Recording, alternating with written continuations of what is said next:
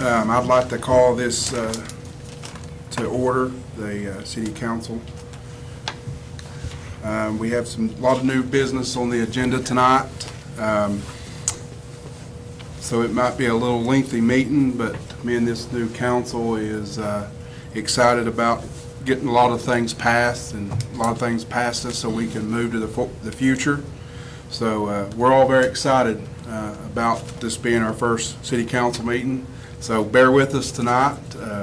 We've got a lot of things to work through. First is the approval of the minutes from December the 5th meeting. If I can get a motion. I make a motion. Second. I'll second. Do a roll call. Donnie? Yes. Holly? Yay. Justin? Yay. Stacy? Yes. Kip? Kelly? Next, we would like to seek a council's confirmation of new chief, Chuck Johnson. Chuck has had a long history in law enforcement. We think that he is going to be a great asset to our PD. I felt like in that decision of making him chief that with his abilities as being a police officer as long as he has, that I'd like the council to give me the confirmation as making him our new chief for the City of London. Okay. I would like to confirm Chuck Johnson. I know this is new for some of you, and you've got a mixture of just about everything we'll deal with throughout the year on this, including this. If you are in agreement, you want to make a motion, you're on the right track, a second, and a vote to confirm. So can we get a motion on Chuck? Yes, I make a motion for Chuck Johnson for Can we city get a second? manager. And then roll call. Donnie? Yes. Holly? Yay. Justin? Stacy? Yes. Kip? Affirmative. Kelly? Yes. Thank you, council.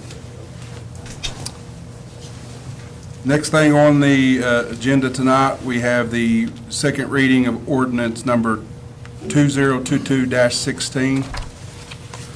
It's been our practice for a while in the city. I know this ordinance was proposed about 4 months ago. Before that, the people who were interested in developing an RV park came to zoning and planning, asked what they needed to do to be in compliance with their zoning and planning ordinance. In our comprehensive zoning plan, we do not have anything addressing RV parks, so we propose to do this by a separate ordinance. I sent first of all, I sent a proposed ordinance to zoning and planning. They reviewed it, made a few suggestions. The Board of Adjustment looked at it as well. Then it came to before it came to the council, I sent it over. I thought it would be a good sort of a litmus test to send it over to these particular development people working on the RV park to see what their reaction to it would be. Their plans for an RV park would not be upset in any way by this ordinance. However, they've already started that RV park. We do not have an ordinance in place at this time. So if anyone else, you've got 3 positions to take on this. You can simply leave it as it is, where there's no control over RV parks. We can adopt this. We can adopt something different than this. You can wait and do it as a part of the comprehensive plan. If you do either the first or the third suggestion, you effectively will not have any control over RV parks in the city. So whatever your pleasure is about this, it would be the second reading if you approve this. Can we get a motion for the second reading? Well, I have a question, which I don't know how the proper order of this would be, since we're all new here. But like I've expressed before, I have some problems with some of the wording in here. I think we can do a better job on it. So I don't know if it's best to table it or to kill it, or, you know, I don't know what the proper way to do it is, but under the Well, I would like to get the discussions going, since we need to do it in the public, on what we need to redline or change. I know Kemp had some concerns as well. We could get them put in tonight and then present you with a new ordinance at our next meeting. I think it ought to be governed. I think it ought to be, have some restrictions on it, in my opinion. But I think it'll work, but I think we need to be able to control it, in my opinion. And that was my whole thing, is being able to control it.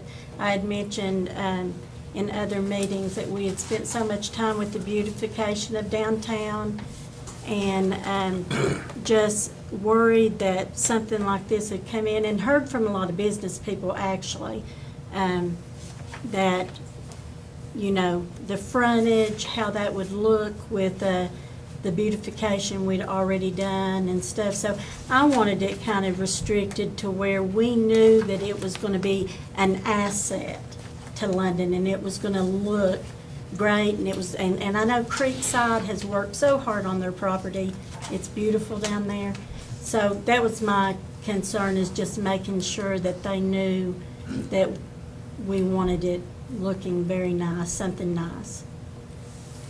Justin, do you have some recommendations that you're wanting to add to this ordinance? Well, I just have my own, I mean, I've got it all, what I've highlighted and stuff, but I reached out to the owners of the proposed RV park down here at the stock sale property, and got a hold of them over the weekend, and the partner I talked to, he had not seen, I guess, the ordinance that was sent at first. Now, I don't know, there's a couple partners involved, but the one partner I talked to, he was out of town, and the other one had emergency surgery over the weekend, so he was unavailable. But he expressed to me he would like to come back up here and talk to us again about their proposal of what they wanted to do.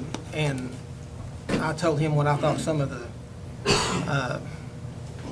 the negative, with some of what the detractors would be talking about, you know, about the development. And he assured me that it's going to be a very nice upscale facility. And it'll be very nice, and he said they would not allow, they had an age restriction on the RVs that would be in there. They weren't going to have any old RVs in there. It's going to be nice. So, and I also thanked him for, you know, for coming to London and Laurel County and wanting to do this and spend money in their community. Absolutely. I thought that was very nice of them to do that. But I sent that ordinance to him, to them to look at. So maybe, and upon that, How much time do he need, do you think? he didn't say, but the way he talked, they could probably get up here, you know, Before probably, next month? probably by next month. So, So are you just wanting to table this? Well, my concern is the same as Justin and Kelly's. We want it to be upscale, obviously. Right. You know, this takes something that we do a real good job at here, which is city parks, and takes it out of our control, except for what we've got in the ordinance, okay? And I want to make sure that we protect our citizens, and at the same time, I appreciate the people that want to put the park in. I'm all about attracting new business, and I'm 100% for that, but we got to protect the citizens too. And I had, Larry reached out to me, I think right before Christmas, wanting to know my proposed changes, and Mayor had well, at that time, the incoming mayor, Randall, had reached out to me. And I didn't send them to you, but I did send them to Larry. And these are my proposed changes, and the city council can listen to this. And I'm not 100% bound to this, but I think some of this stuff will help curtail, you know, if we add some of this in, it'll help keep I don't like to use the slang term when I've got God and everybody watching, but keep the lot lizards out. Keep becoming a homeless shelter, you know, because there's potential there. No permanent structures, no underpinning. I was proposing to change the 30 days to 14 or 15. 2 pets, max, all unleashed, can't leave pets unattended. Also, no yard sales, no soliciting. And just keep them from the permanent porches and, the length of stay, maybe where they have to wait must wait 7 or 14 days. As I said, I'm not 100% bound to that, but I do think some of that probably needs to be incorporated in here. That's my feeling. Well, something else too, these developers have another one over in Pike County that they've done. So, I don't know, they're already in that business. That's why I think it'd be good if we talk to them and see what they need. They may already have all this worked out, the concerns that we have. But if you don't put it in writing, it don't. I think That has to be yeah. something that we can go Yeah, back to. I understand that, but that's, that's their business, so I don't want to do something that's going to hurt their business, but also we got to protect our people and all that too, I understand that. And I think when we first started discussing this, if they would have brought their other business pictures of what they had done in Pike County and been able to show us that, we would have felt better about it. But they really didn't present a good presentation that night. They gave us a map of what they wanted to do, but the guy saying that he had a business already like this, and the fact that he wouldn't bring that and show us those pictures and stuff, that was a little concerning to me, not knowing anything about it. So I feel like that we probably need to table it until we can write some more specifics into the ordinance. So pretty much what Kip was saying, you guys are in agreement with changing the language there on those items, and then waiting to hear from them in February. And please speak up, but I may be a little bit over the top on some of that. But I don't do a lot of RV camping, so I don't know. But I will say this: I think there's some stuff in there that I would probably buck on. I think that it needs to stay. The length, maybe not, but I would like to hear from you guys. But I did call some other campgrounds and they check on their restrictions and they're pretty standard. I think if we cut it back to 15 days, it'll be more than most of them do. I did notice at the tourism meeting the other night that they had that same issue this past year where they cut it back to 2 weeks instead of a month, and it cost them, $130,000 plus.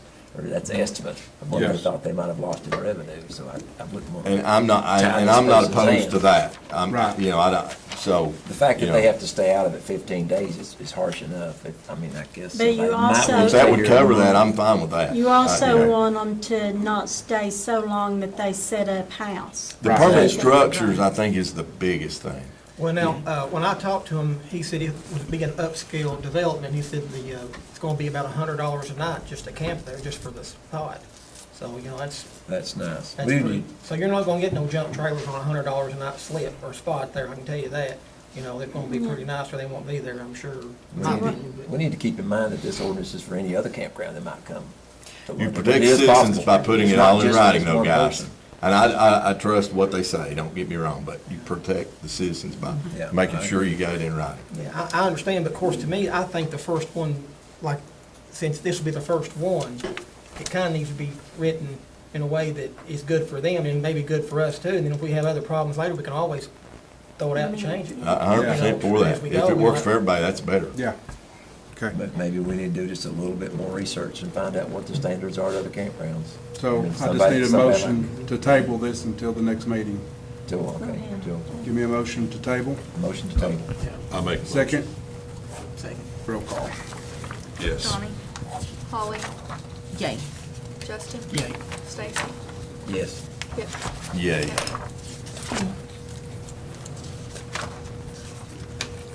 Okay. Kip, could you get to me all of the changes that you want made?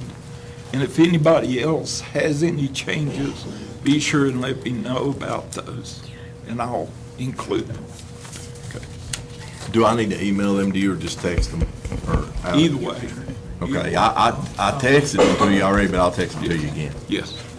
Mayor, I know we have a big agenda, so I just want to ask something.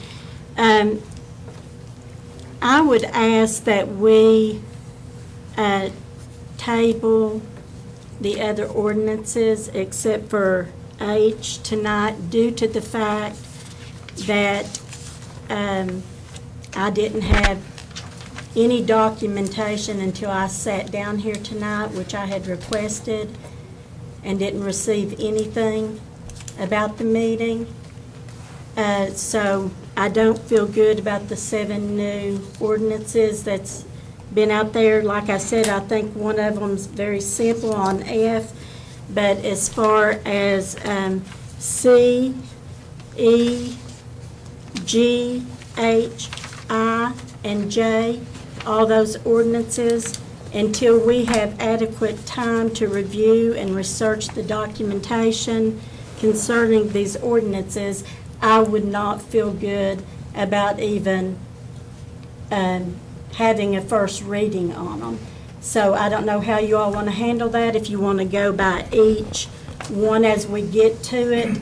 But on those, just because some of us didn't have our information ahead of time, we could not actually sit here and really discuss it in a proper manner because we didn't have any information.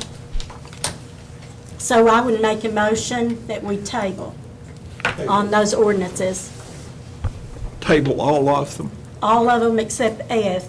Did anybody other than Kelly not receive these? I think correspondence went out from the city clerk to you And I about made- setting up your city email, because we're trying to do all correspondence through the city Right, email. and I have had the officers work on my phone and my city email. They couldn't get it working. And the girls at City Hall know the email that they have been using in the past. Plus, I reached out to the mayor and sent him a message telling him I didn't have the information. So therefore, I still never received any information. So all this right here is new to me tonight. Yeah, I had texted you back and you didn't respond to let you know that she had texted the information as well, and I gave you the time that she did because she shared that with me. Well, it's not on my phone. On the information, yeah, she has screenshots of it, so. Okay. I would hate to table an annexation that you guys had dealt with prior.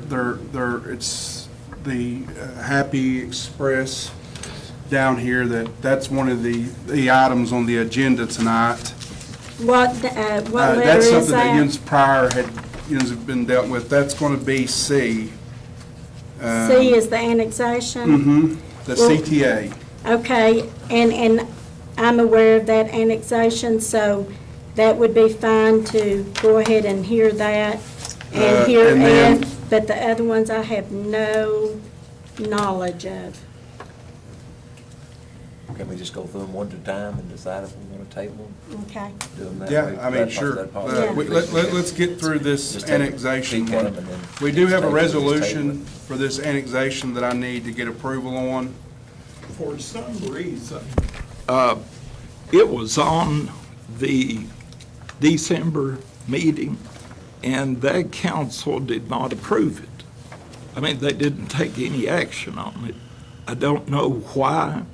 All members had a copy of it, but the city clerk, I think, has given you all a copy of the resolution. It is required by statute that you pass the resolution prior to the annexation. It was all discussed, but for some reason, no vote was taken on it. I don't thought know. that we voted to bring them in. The city clerk said that she's reviewed both the video and the recording she had of the meeting, and no vote was taken for some reason. So that's the reason the resolution is in front of the actual intent to annex ordinance. What was you gonna say, Marcy? I think the resolution was just overlooked on the last Was agenda. it? It was the last And item. we did, just there didn't were want- some things we did in the last meeting that we said we were gonna save for. This council, yeah. Yeah, so that could have fell in the, that category, I'm not sure. If I can just get a motion to approve this resolution. I make a motion. Get a second? Second. Roll call? Donnie? Yes. Holly? Aye. Justin? Yes. Stacy? Yes. Kip? Thumbs up. Kelly? Allow me for just a minute to bore you again with the legalities of this. With any annexation, even if it's a voluntary annexation, which is what most of this is, we're required to pass the resolution that you just did and read the intent to annex. We read it twice. That's what you're doing tonight, if you choose to do so in this next ordinance. We read it this meeting, another meeting, and then we pause for a notice to go out. Now, letters have already gone out to CTA and the State Highway Department about this. Those are the only two people whose property is being annexed, and by people, I'm including the Highway Department. So, after that, after they're notified again, and this is by statute, not my creation, I would have made it simpler, but we then read the actual annexation ordinances. We got to read those twice and publish. So that's the process. I'm sorry it's that lengthy, but it is. So that's a simple sketch of what's involved.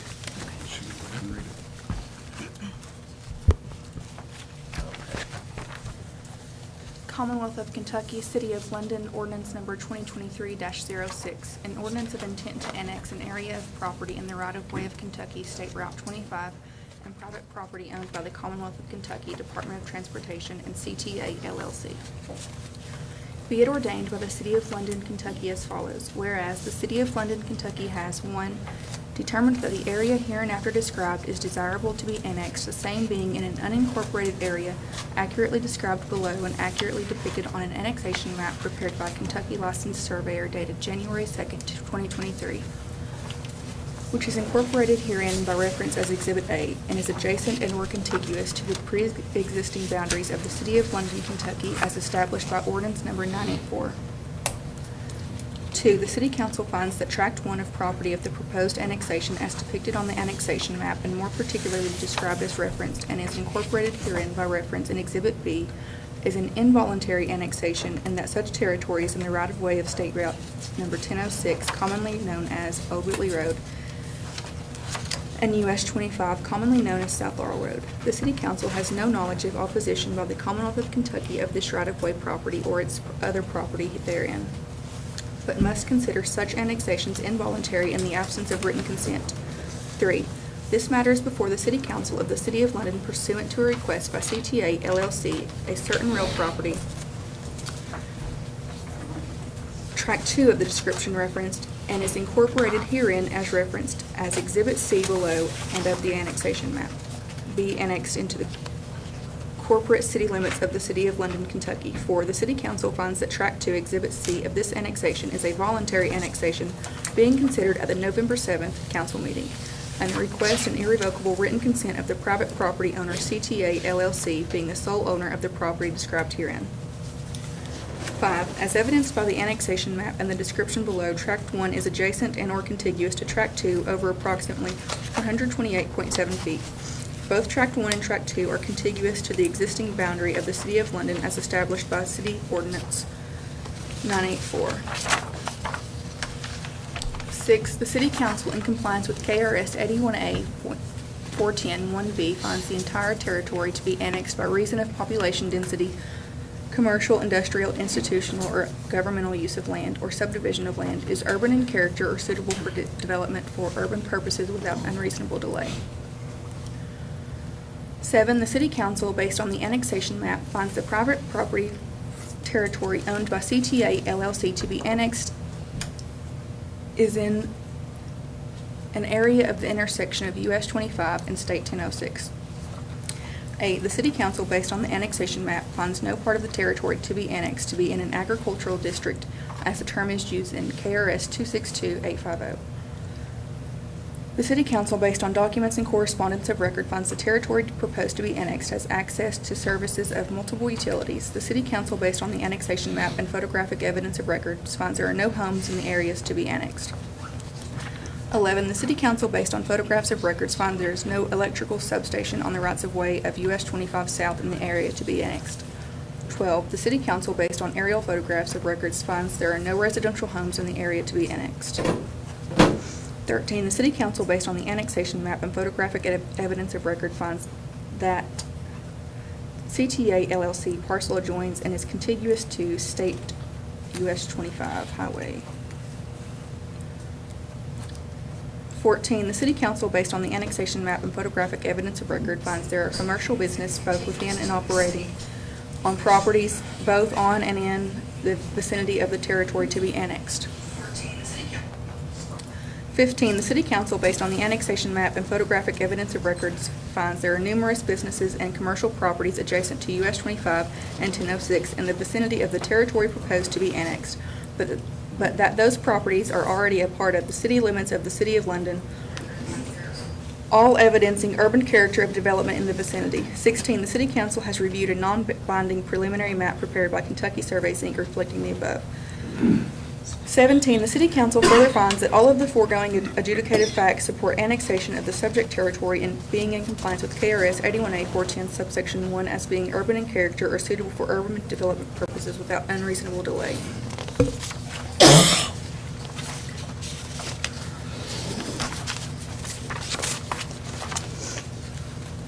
The City Council is aware of no evidence to indicate utility infrastructure owned by another city is in the territory proposed for annexation.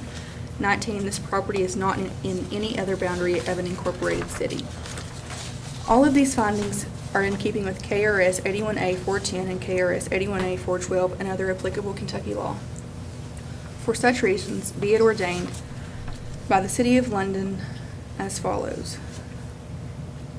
The highway right-of-way property and other section of property owned by the Commonwealth of Kentucky Department of Highways described below and in the annexation map as Tract 1 is intended to be annexed into the City of London with all appropriate notice provided in compliance with KRS 81A 425. Said notice shall be sent to the Commonwealth of Kentucky Department of Highways whose property is proposed to be annexed by first-class mail no later than 14 days prior to the meeting at which the ordinance proposing the annexation shall receive its second reading. Per KRS 81A 425, the city clerk shall notify the list of property owners to whom the notice was sent, and the certified list shall be made a part of the official record of the meeting at which the ordinance proposing the annexation receives its second reading. Said notice shall include the date, time, and location of the meeting at which the proposed ordinance shall receive its second reading and a copy of the proposed ordinance. 2, the private property owner of the property described below and in the annexation map as Tract 2 is intended to be annexed into the City of London, and its owner shall also receive notice in the same manner as the owner of Tract 1. However, such notice is a courtesy in that such property owner has provided an irrevocable consent to annexation, and thus no further notice is required as expressly recognized in KRS 81A 425 subsection 5. 3, the property to be annexed is depicted on the annexation map and more particularly described on the attached and incorporated Exhibit B and C in meets and bounds formats. This ordinance shall become effective on the date of its publication if any section, sentence, clause, or phrase of the ordinance is held unconstitutional or otherwise invalid. Such infirmity shall not affect the validity of the remaining ordinance. First reading, second reading, publication, Randall Weddle, Mayor, Marcy J. Berry, City Clerk. I need a motion to approve annexation for the first reading. I'll make a motion to approve it. Second, I'll second. roll call. Yes. Donnie? Holly? Aye. Justin? Yes. Stacy? Yes. Kip? Kelly? The next thing is we're going to discuss the annexation of 229 from the bypass out to the park, and then this is just roadway, and to the 1006, completing that loop. I think it's important for the 229 portion simply because we have the park, the tourism. I've been talking to the state. There's a lot of things we need to do to help facilitate things out towards the park for tourism and for the city, and making the road wider, making things safer out there. So annexing that in will create a better environment for the city, I believe, working with the state. And we've been talking to Curtis. He's here to, And Brian has it to put on TV. and then Brian's got some stuff he can put on the TV as well, to kind of show you what we're talking about.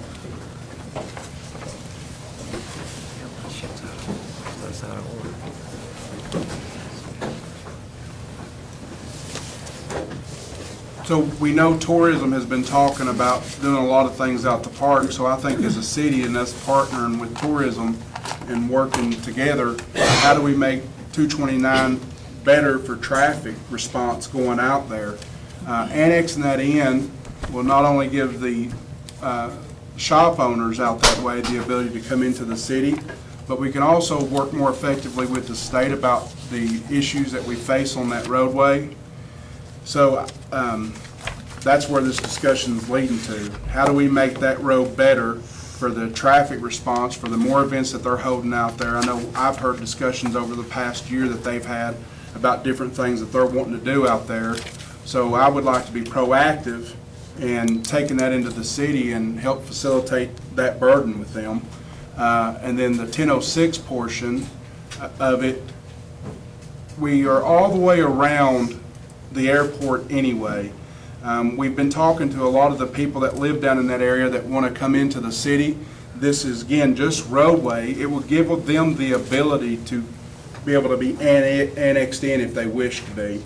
Not only that, you have the industrial park out there, and it would give the businesses the ability to be annexed in as well. So, again, this is mere discussions that we wanted to open up to you guys, get your thoughts on it, and see what you think, so we can start maybe putting some things on paper to start the process.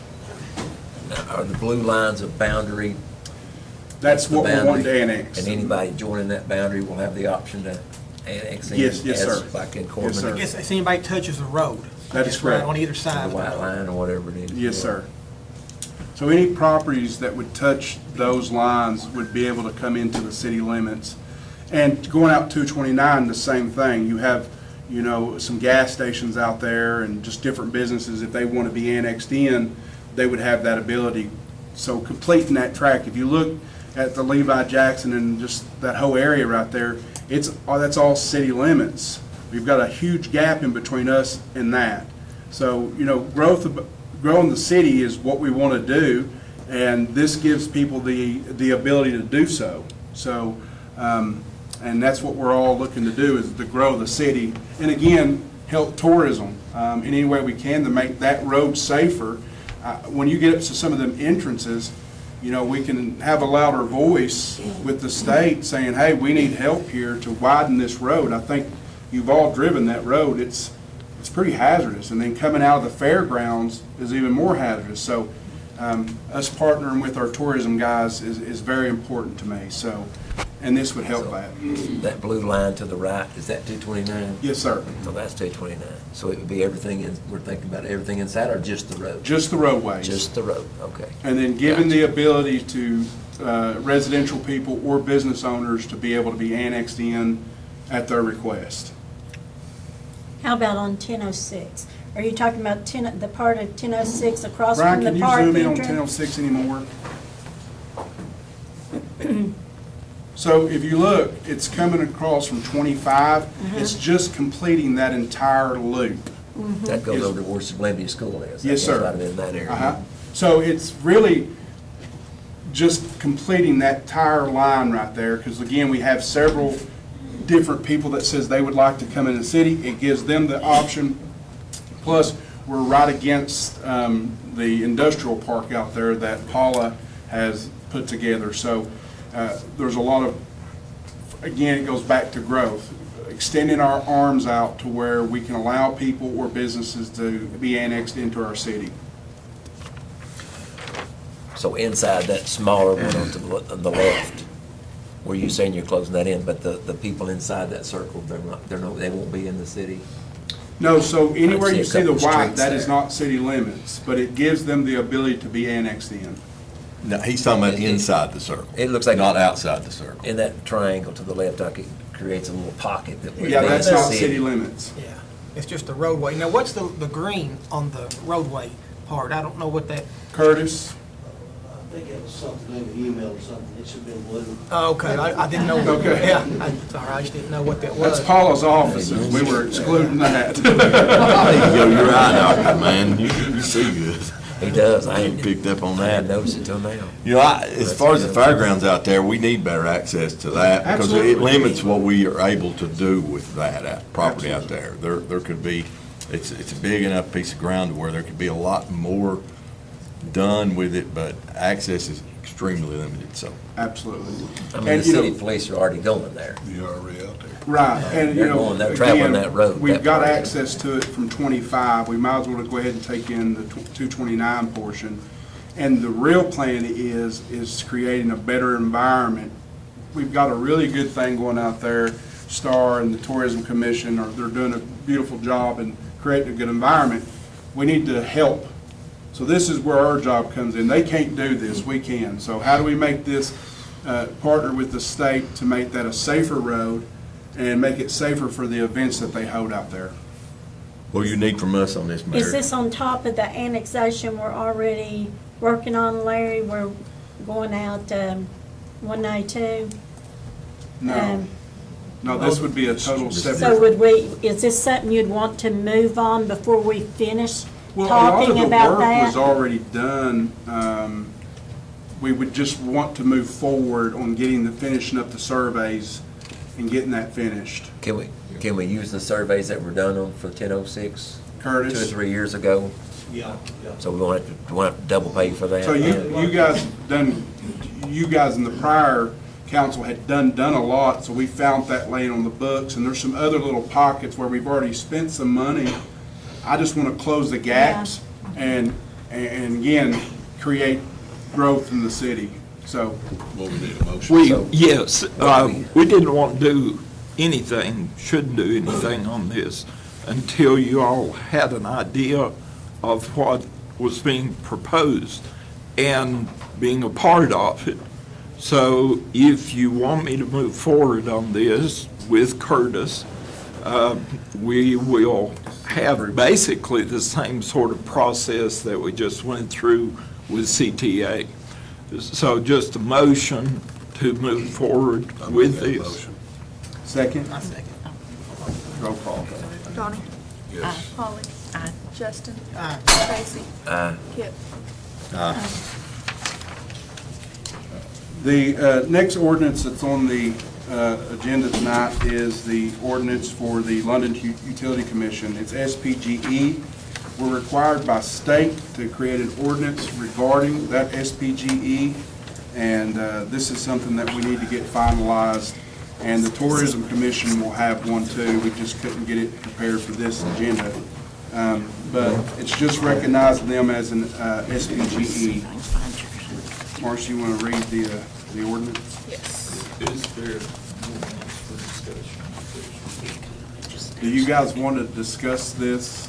This is one of them that I wanted to make a motion to table until I've had an opportunity to read all the documentation. There, I presented this, or a form of this, to the Utility Commission. They've reviewed it. They made some suggestions about some changes. Those have all been made. And with those changes, we sent this out as early as we could to everyone to look at. It's something too that I thought the DLG might want to look at since they're being towed within the next calendar year to become a SPGE. That the ordinance DLG. might want to be reviewed by the DLG to make sure that both parties, we've all got it right in the ordinance. They don't have any voice in this. They've already declared over the objection of the Utility Commission that it would be an SPGE. This as far ordinance as the- simply, in our law, in our ordinances, says that they are an SPGE. Because currently, them and the Tourism Commission have nothing on ordinance that says they're SPGE. The state says that, they say that, but the body that governs those two doesn't say anything. We have nothing on the books. We've had an old ordinance that required a member of the city council to be on the utility commission. That's a legal violation. You all, as a city council, set the rates for water and sewer. To have, I mean, it's good. Justin and I talked about this today. It's good to have a council person as a liaison on the utility commission, but those people take an oath of office. They are required to under Kentucky law. And under Kentucky law, you cannot take the constitutional oath of office that's required by statute in two different offices. So legally, that was a violation. It's a legal violation as it exists in our present ordinance. And that's one of the changes in this. That's the reason for it. We are out of compliance with Kentucky law. Would you just like to proceed with the reading of this ordinance? I- It's the first It's a reading. lot to understand for someone new. I would like to just research it a little bit more. So do you need a motion to table? I'm fine with Make a tabling if you don't. motion to table. Motion to table? Second. Second? Donnie? Yes. Roll call. Ollie? Aye. Justin? Yes. Stacy? Yes. Kip? Yeah. Kelly? There is a vacancy on the utility commission. Under the present ordinance, it would be illegal for a council person to sit in that position. So they are and continue to be a member short. So, is that someone the mayor Yes, appoints? I understand. With your approval. with your approval. Okay. Is this holding that up? Yes.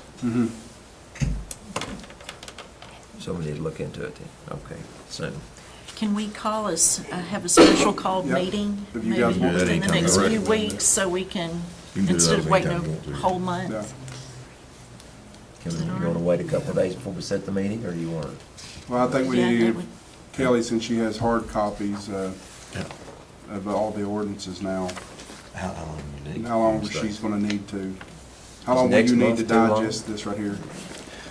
Let's plan on having one here in a couple of weeks, within a couple of weeks. Now, would it be We got that good? training. Oh, yeah, we got that. Oh, we've got training. the After. KLC. Would it be good to get some of the head of the utility commission to come to the meeting? Would that help for him to talk to us at all about any of this, or would it Yeah, make if any you guys difference? want it, I'll I don't request know. it. Mhm. But I guess they've already approved everything that they wanted in there. Yep. So- I I was could, there I could present at that actually be meeting. ready by next week if that works with everybody, Okay. because I think we do that'd be have a better. KLC training. So you want to try to do next week's special call meeting? I assume we can go down there. Which and I think it talk. would help with another, on that annexation, we can do the second reading of it and get it done and over with too, so. The next one on is the truck traffic ordinance. Now, I want to explain this so everybody is very clear. There is, Main Street is a U.S. highway. It's federally regulated. State and/or city cannot oversee Main Street at all. This ordinance just creates to where we can get the state to put a sign up that says a suggestive route for truck traffic, taking the 192 bypass. All local trucks will continue to know that they can come down Main Street. We can't stop that, so I want to be very clear and transparent with that. But the guy that's coming from California that is coming down Main Street will see the sign, and it could deter him from coming down Main Street. I've talked to the state. They said that's the best that we can do, is put signs up. We can't regulate it. You can't regulate it, but it may help with the people that's not from that area coming on Main Street. So you have to create an ordinance stating the fact, and then we could place the two signs up. But again, so there's no confusion, it's basically an ordinance just to give us some signs to help the business owners on Main Street to maybe not have so much traffic. But again, it's not something that we or the PD can enforce. It's just a suggestive truck route. That's a very short ordinance. Are you guys wanting to table that, or would you like for us to read that? Let's read it. Go ahead and read it, Marcy. Read it, yeah. I mean, I am. Now, I guess after we read it, we vote on it. Is that how that works? No, we gotta read it twice, right? Yeah. So we can all just. You done removed it. Yeah, but you need to kind of have an idea. Okay, yeah, we removed First it. time. I'll tell them. Yeah, this is, I thought it was. Commonwealth So we of wanna vote on Kentucky, it. City You of don't have London, the second. ordinance number 2023-04, an ordinance regulating truck traffic in downtown City of London, authorizing signage, intent of all alternate routes, exception for downtown deliveries, citations, and fines. Code Enforcement Board repeal effective date. Whereas traffic issues have become a problem in downtown London and the congestion of traffic has been made worse by truck traffic that has chosen to travel in the downtown area of London despite the availability of other ingress and egress otherwise, and because of the degradation of the surface of the roadway in the City of London, namely US 25 and other city streets, caused in part by heavy trucks traveling into the downtown area. For the safety of the public and the Commonwealth of Kentucky, not expressing any disapproval thereof, be it therefore ordained as follows. The City of London does hereby ordain, adopt, and direct that signs be placed at different locations within the City of London on the 192 bypass, otherwise known as US 192, and on the Hal Rogers Parkway. To notify anyone operating a truck that the Hal Rogers Parkway and US 192 as a traffic bypass for trucks in those areas adjacent or near US 25, and that truck travel on US 25 between the US 192 bypass and Hal Rogers Parkway is prohibited. The intent of this ordinance is to move truck traffic away from US downtown 25. Truck is defined for purposes of this ordinance to mean, one, any semi and trailer with a wide weight load capacity of 80,000 pounds or any dump truck over 26,001 pounds load capacity. Accepted from the requirements of this ordinance are any and all trucks making deliveries to downtown London businesses or residences, or any trucks owned by a business located in the downtown area of London for which travel on US 25 is necessary to reach the owner's business, or any person living within the City of London driving the truck to and from his home, to and from work. Pursuant to and necessary for the enforcement of this ordinance, any law enforcement agency, but particularly the London City Police, are authorized and directed to cite any person violating this ordinance to the London Code Enforcement Board. Yeah, I think it might. Unless otherwise stated, the first citation shall be a written warning to the trucker or business owning the truck. The second citation shall be in the amount of $100. The third citation and subsequent citation shall be in the amount of $500. All citations issued shall be payable to the City of London and may be prepaid as permitted by other ordinances established by the London Code Enforcement Board. Hearings may be requested as stated in such ordinance. This ordinance shall become effective on the date of its publication if any section, sentence, clause, or phrase of the ordinance is held unconstitutional or otherwise invalid. Such infirmities shall not affect the validity of the remaining ordinance. First reading, second reading, publication. Randall Weddle, Mayor. Marcy J. Berry, City Clerk. Can I get a motion? Yeah, I just got one question. So we can't, I want to get clear in my mind here. We can't enforce it, these are just suggestions, but we have citations in the amount of $100 and $500. So which way is it? Well, it's like this. If they issued a ticket for it, it would be thrown out, because the simple fact, I think it's a well-known fact, that we cannot control a federal highway. So to say, and the quote you would get from the Transportation Cabinet is, the only way we could have any type of control is if it was due to weight or height restriction. So knowing that, any judge would toss that out. And again, the city issuing any violation, it would just be invalid, because Again, I don't know why the process has to be this way, but they said for us to get the 2 signs, we'd have to create an ordinance. But the ordinance in itself is really just invalid because you can't enforce it. I understand that, yeah. So it's the $100 is payable to the city? No, because you can't really write the ticket. Is it necessary to have that wording in there, though, with the Did sign? the state ask for that It wording? was They asked for necessary? that wording. Yes. Okay. So Did they are we set gonna the amount? enforce that, or are we gonna? No, write a we are ticket? not. So Yeah, this is so up on live camera. We're not seeking to enforce it. All right. Well, shoot. Yeah. We Working simply man. want to, anybody that's not from around here, I think if all the business owners of Main Street were standing here tonight, they would say there is an influx of traffic, big trucks on Main Street. Listen, I had a logistics company, I get it. But I think to suffice both of them, let's make our fair share cry of attempt to do what we can to mitigate some of the traffic on Main Street. And the locals are gonna know, but the Russian driving from Chicago's not. So let's keep him off our Main Street, or the guy, that's out of Los Angeles. Maybe we can keep them off our Main Street. It's just a suggestive truck route, folks. What kind of signs are we talking about? It's just going to say truck route. They'll put them at the north and south side of Main Street, truck route, and directing them down the bypass that was just read. It's the state that'll be doing that. The state, yes. I make a motion. Okay, can I get a second? I'll second that. Roll call? Donnie? Yes. Molly? Justin? No. Stacy? Can I ask a question? Or do I have to go ahead and vote? No, you can ask a question. So if there's not gonna be a records of how often somebody gets a citation, I guess? We really can't write the citation, Stacy.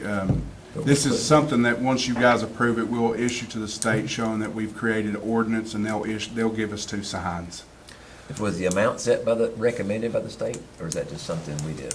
No, it was not. That's minimal under the code enforcement board. Is there court cost attached to? No, You're not that writing goes the ticket, before so- the code enforcement board. Code enforcement board. Well, I've got a question.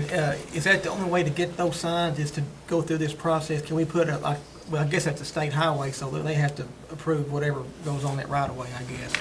Once we have a suggestive truck route, they will start the process just to put the signs. And again, this is all suggestive. It's just a way for us to create a suggested truck route. I think we need to try to deter them from coming. And that's something I've heard from a lot of people. You're on the You're floor. talking, I got the. You're on the floor for a vote, though. Yes, it's fine for me. Here's what I can, and I'm voting yes too, here's what I can foresee happening though. Is you're gonna have John Q. Public say, I saw that same truck the other day and y'all didn't do one thing about it on Main Street, and we can't do anything Well, about it. no, we can't, and that's why, very transparent up here for everybody on Facebook in this room to hear it, we can't enforce this. It's a suggestive truck route. It gives us 2 signs. The state's requiring us to do this to get 2 signs. That is gonna happen to all of us. It is. They're gonna be. But maybe people. you can refer them back to this And video. we will, yeah, go ahead, Stan. Just for the record, if it doesn't work out a year from now, we could get rid of the ordinance. We can get rid If of it it. became a problem. Yeah, I mean, you guys have the power to Unforeseen something. rescind it. I guess the biggest business Make it issue would is. affect would be the pie factory.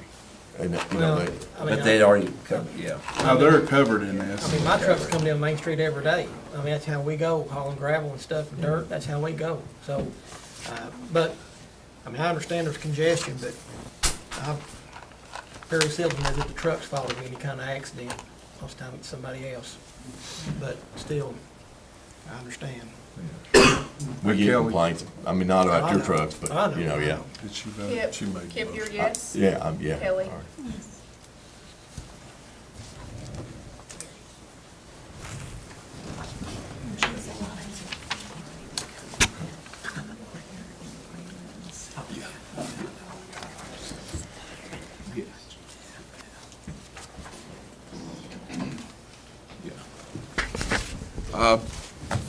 City clerk's just told me that there's some people out in the hallway. There's some seats here if y'all want to come in. If it's not a problem for any of us. We just want to make sure you can hear.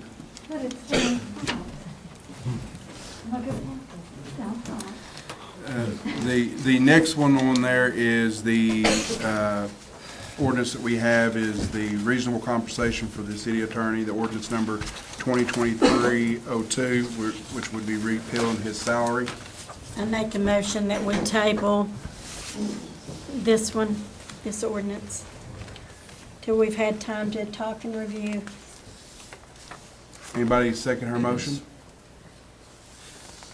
I have a question. I don't know, how different is this ordinance compared to what it is now? I'm just curious. It does not have a retainer in it. Right now, we've had two ordinances. The last was 23 years ago, which had a retainer to be paid to me in addition to other services of $1,400. This removes the retainer. So this is just basically like billable hours, I guess? Yes. Okay. No maximum. So it takes you to a straight billable hour rate, Yes.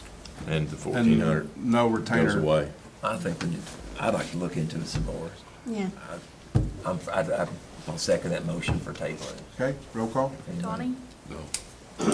No. Maybe we can discuss it, better understand it. Justin? Right. No. No on tabling, is that what you wrote? Oh, Correct. Well, Yeah. I'm no on tabling. well, If they want to table it, I have no problem with that. I mean, I don't think I wouldn't mind saving the money, but if they want to look into it, I don't mind voting yes.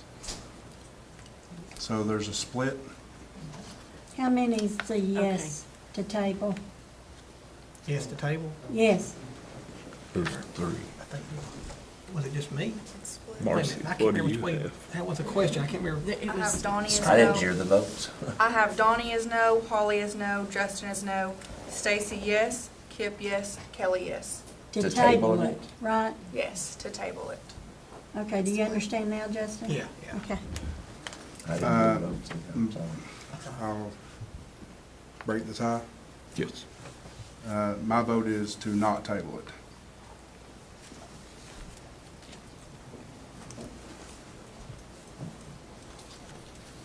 So you better read, I guess. Yep. yeah.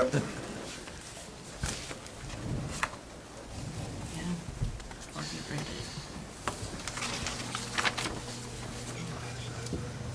Commonwealth of Kentucky, City of London, ordinance number 2023-02.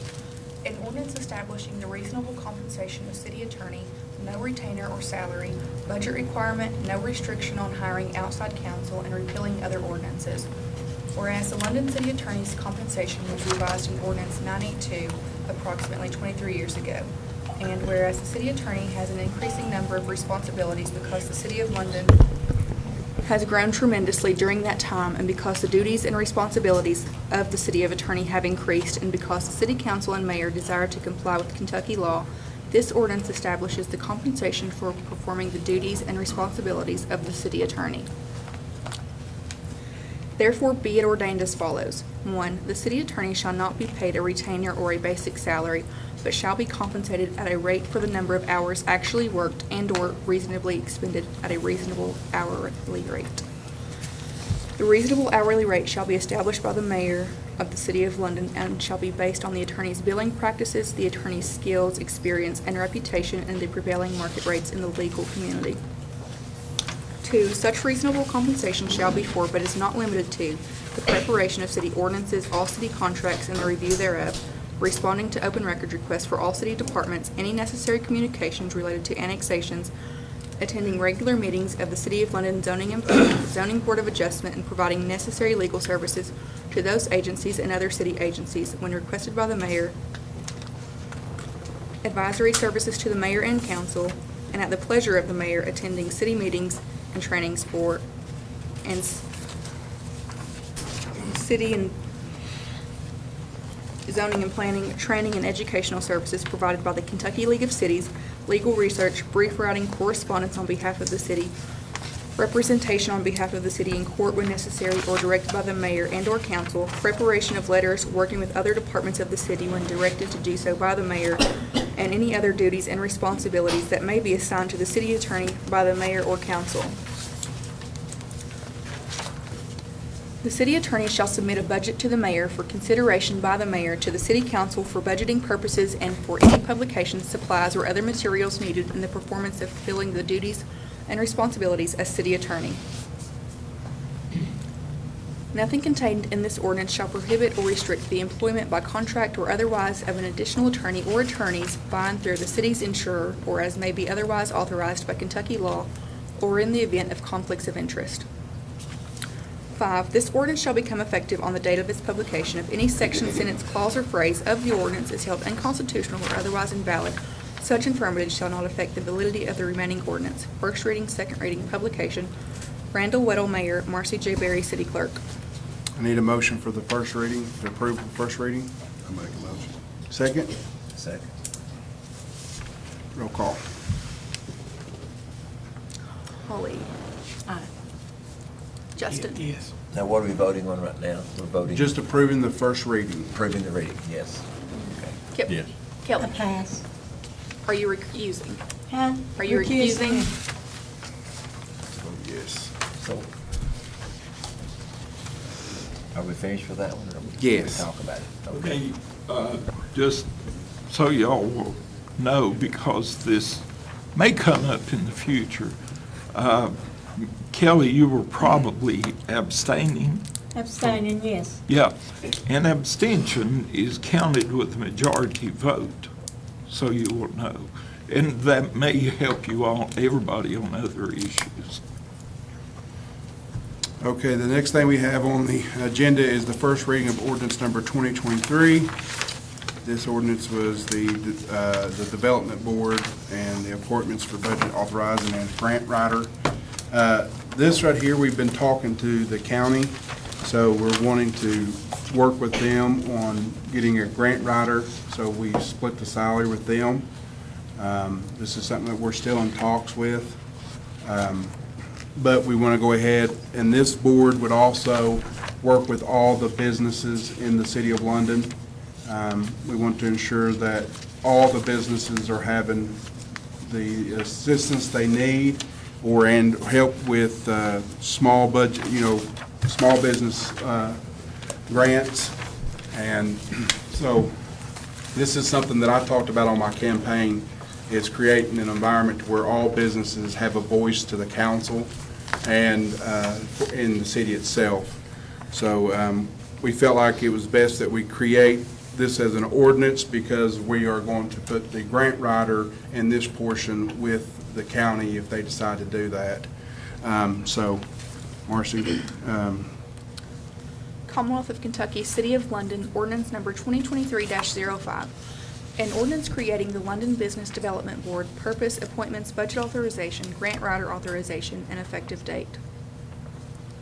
Whereas there exists a need for a board to make recommendations to City Council and Mayor of the City of London relating to effective planning and development of property and business in all of the existing areas of the City of London and in adjacent properties to the city limits of the City of London, as well as the need for a grant writing expert for the City of London and the need of cooperation between the city and other state and county agencies.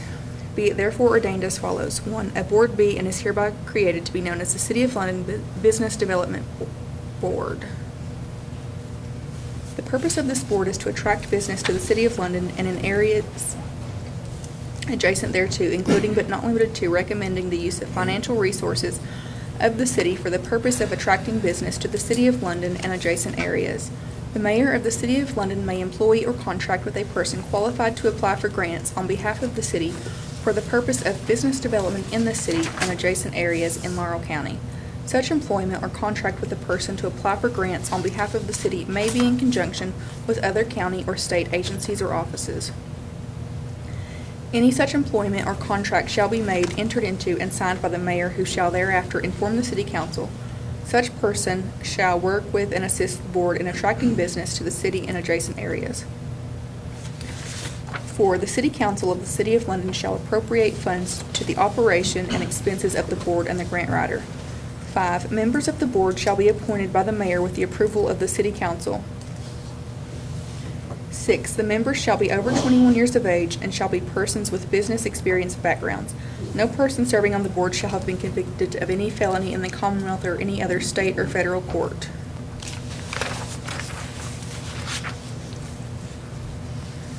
The number of members may be no more than 7 to serve at the discretion of the mayor. At least a majority of the members of the board shall be residents of the City of London, and the remaining members to be residents of Laurel County. The City Council may appropriate funds for the expenses of the board. Any ordinance in conflict with this ordinance be and is hereby repealed. This ordinance shall become effective on the date of its publication if any section, sentence, clause, or phrase of the ordinance is held unconstitutional or otherwise invalid. Such infirmity shall not affect the validity of the remaining ordinance. First reading, second reading, publication. Randall Weddle, Mayor. Marcy J. Berry, City Clerk. I'd like to get a motion for approval of first reading. Approve. Second, Second. roll call. Holly. Stacy. So we're just approving the reading. That's correct. So what?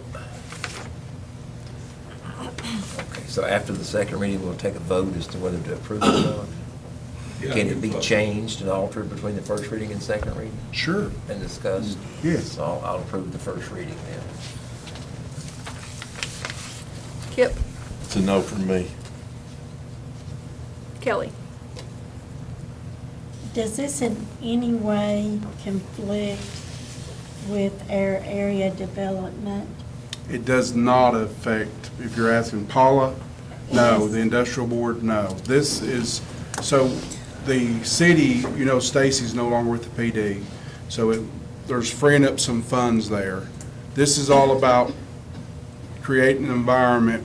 Paula doesn't work on grants. She doesn't help the small businesses here in that way, or help grants in the city. We need grants too. We need somebody, and the county needs grants. So that's part of that partnership. But this grant writer would help with small businesses applying for those grants, because if you've ever wrote in a grant, you need to know what you're doing.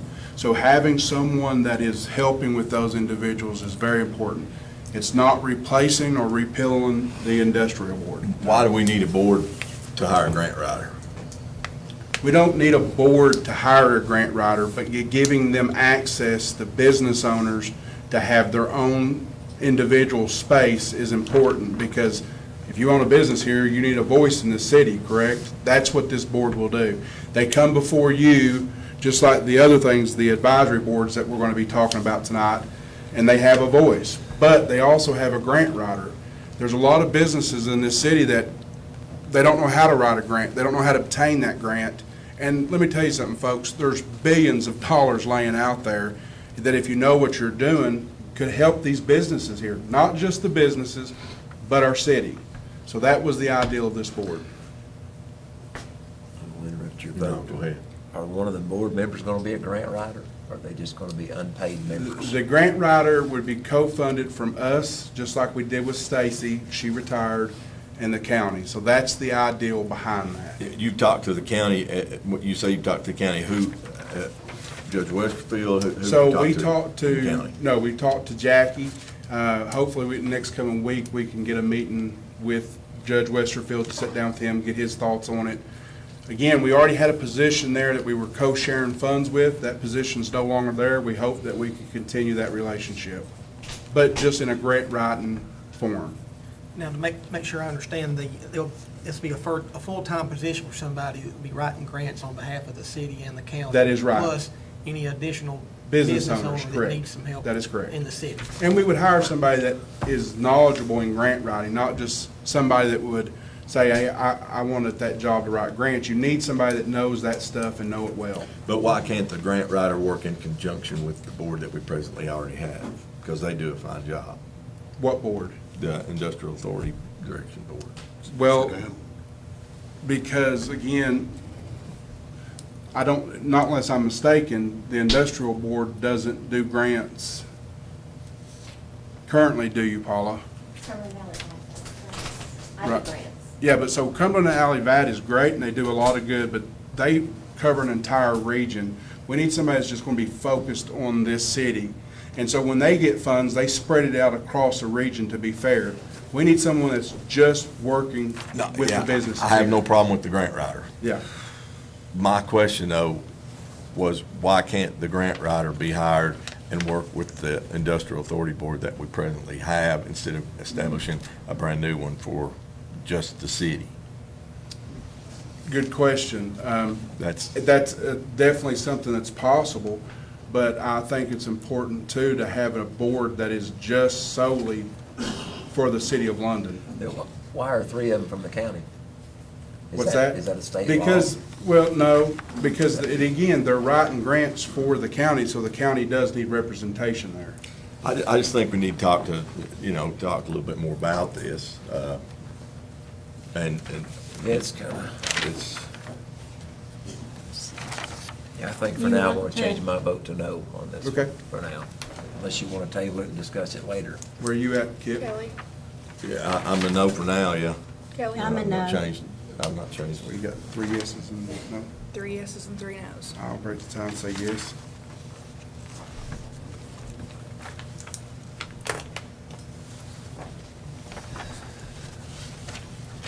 Randall, I don't know if it's too late to say this, but, I know we've had discussions before about Somerset.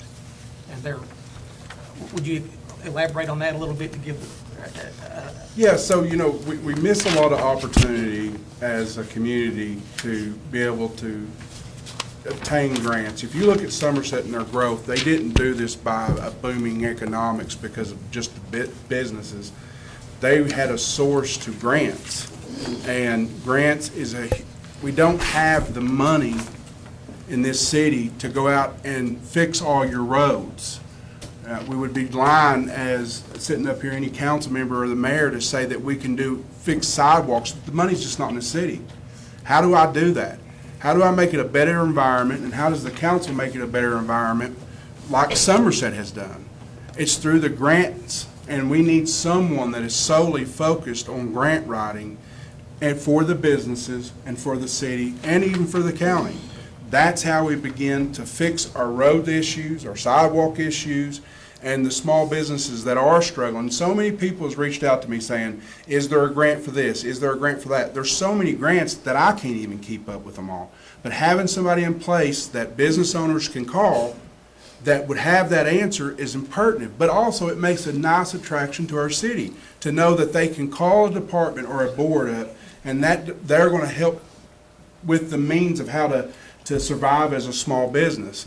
A lot of cities are doing this, a lot of communities are doing this. We need to offer that service. Again, in conjunction working, this does not replace the industrial board. It doesn't affect what Paula or the industrial board does. This is focused solely on all the businesses. We have a London downtown that focuses on Main Street. But I've talked to so many other businesses off Main Street that says we get no attention. We need somebody that is giving them attention. That's what this board does. I agree with Kip I think we need, or Kip, we need a grant writer. I'd just like to look into it a little bit more, Okay. just a little bit. That was the first reading. Yeah, First reading. first reading. And you got time that we can change things up to make everybody happy. The next ordinance we have is number 22307, nepotism. If it's, I would like to say the reason that this is back on here, you look across America, when I seen the nepotism ordinance, and no, I'm not hiring my family. The mayor will stay to where he cannot hire family. But you look across this nation, firemen and police, emergency services, their kids come up and they want to work in that department. Under our current ordinance, they cannot do that. And I look at other cities, and I've talked to other people in other cities, other chiefs. Yeah, my son's in this department, or why are we limiting that? I think as a city, we need to realize we're not Lexington, that your first cousin may have to work in this city. And especially in emergency services, why are we telling a dad that his son cannot work in that department? Or tell that lady that her daughter cannot work in that department with her? In every other department across this nation it's allowed, but not in London. I wanted to change that. I agree that I don't need my family working in this city. They don't want to. But I don't think it's fair for everybody to be regulated like that throughout the city, because it's even like the council members. We went a little overboard on the nepotism. To say a second cousin can't work in the city is ludicrous. So in this ordinance, we were talking about changing it and to make it a little bit more lax, not for the mayor, but for everyone else, especially our first responders. I felt was very important. You want to read it? And since this amends another ordinance, I will just read the changes if that's okay. Yeah, if it's okay. If we didn't do it this way, it would have been an ordinance amending another ordinance that was amending another ordinance. So I talked with KLC to get their suggestion. This is their suggestion about how we deal with this. Prepared this a little bit different, so all of the additions are underlined. So that'll give you a pretty good guide as to, what's added. Will there be a problem? I know in the audit, it called us out for all the people that were kin to one another working for the city. I mean, I know that this was a little stiff, and I was a part of it at the time because we had some problems, major problems with nepotism in London and in the mayor's office. Sure. So, So we wrote it to be as strict as possible. Sure. And it did come I across think that though, way. if you research across the state of Kentucky to other cities that allow first responders to have family members or others, yes. I'm the executive branch. Me not having my wife or children or whoever you want in there, they're not going to want to work in the city anyway. But that's fine. But to say across the board, is the state going to come back and say because Carl hires one of his children in the department or a cousin or whatever, or we hire them? No. I mean, how could they say that? Because across this country, I think the first responders here could stand up and say they don't know a department in this nation that really does that. So that means that everybody across the nation would need to be in trouble. I just think if you look at it, it's just a lot of times in that industry, in a lot of industries, little Sally or Junior follows daddy or mommy's footsteps. So we need to allow that tradition to continue in the city. Commonwealth of Kentucky, City of London, ordinance number 2023-07. An ordinance amending ordinance number 2022-05 by amending nepotism definition in employment, declaring use of public time, funds, personnel, equipment, property for private gain, unethical behavior, disclosure of confidential information, unethical influence prohibited, notice of family relationship, removal of ethics board member, insurance, chair duties, conflict of interest, open meetings, and open records application. Referrals to county attorney, Commonwealth attorney, or Kentucky Attorney General. Assistance of law enforcement, lien for benefit gained, effective date. Whereas the City of London has the authority pursuant to KRS Chapter 65 to establish an ordinance establishing a code of ethics to guide the City of London, including members of the City Council, the Mayor, City Clerk, City Attorney, officers as defined herein, and all employees of the City of London, and whereas public office and employment are a public trust, a government has a duty both to provide their citizens with standards by which they may determine whether the public is being faithfully served, and to appraise their officers and employees of the behavior which is expected of them while conducting their public duties. And whereas it is the purpose of this ordinance to provide a method of assuring that standards of ethical conduct for city officers, employees of the City of London, and others as stated herein shall be clear, consistent, and uniform in their application, and to provide city officers and employees with advice and information concerning possible conflicts of interest that might arise in the conduct of their private and public duties. Whereas this ordinance is intended to give greater clarity to the Code of Ethics and amendment thereof by addition or deletion.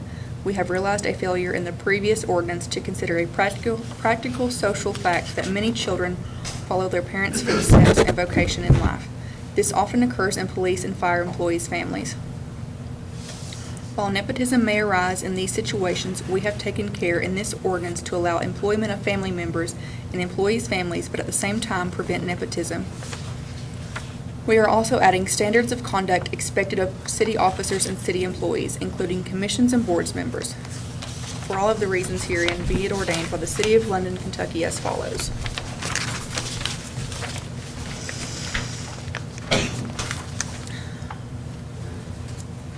The definition of city agency is amended to include committees or subcommittees appointed by a board or commission.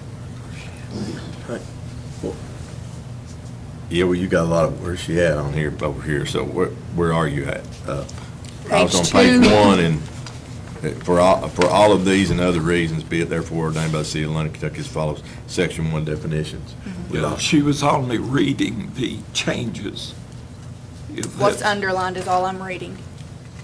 Okay, that's okay with me, but they didn't, I don't know if they are familiar with the old ordinance. I Right, don't they're want to new sit, council members. I don't want to sit through it all either, Marcy, and I don't want you to have to read it all, but that's the only thing it's up to you guys. It's up to y'all. Do you want me to read the whole ordinance?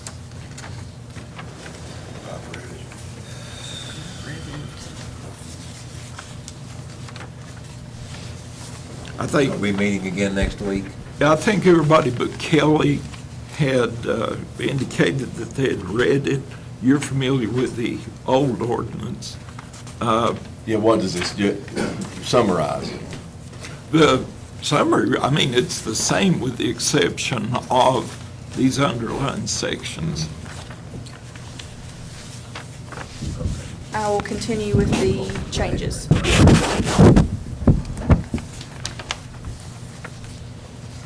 On page 2, the definition of officer, subsection 12. Any person who occupies a non-elected office created under KRS 83A.080 or any other non-elected office of the city. Nepotism is the practice of favoritism towards a relative by one who has the authority to grant favors. Section 2, standards of conduct.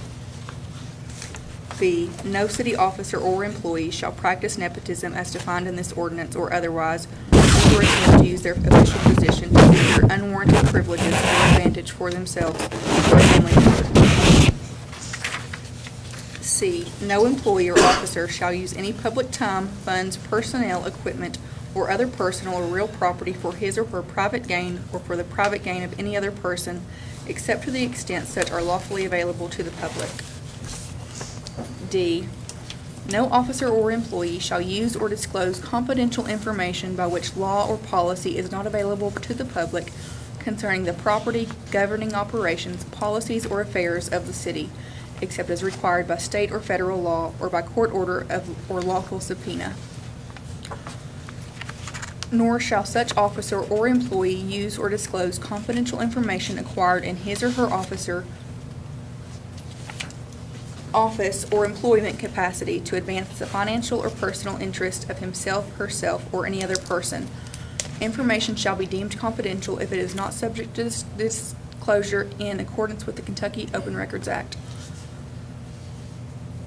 KRS 61.872 to 61.884 at the time of its disclosure or which is a part of the meeting that occurs under the exceptions of the Open Meetings Act, KRS 61.810. Unless otherwise stated by statute or city ordinance at the time of its disclosure.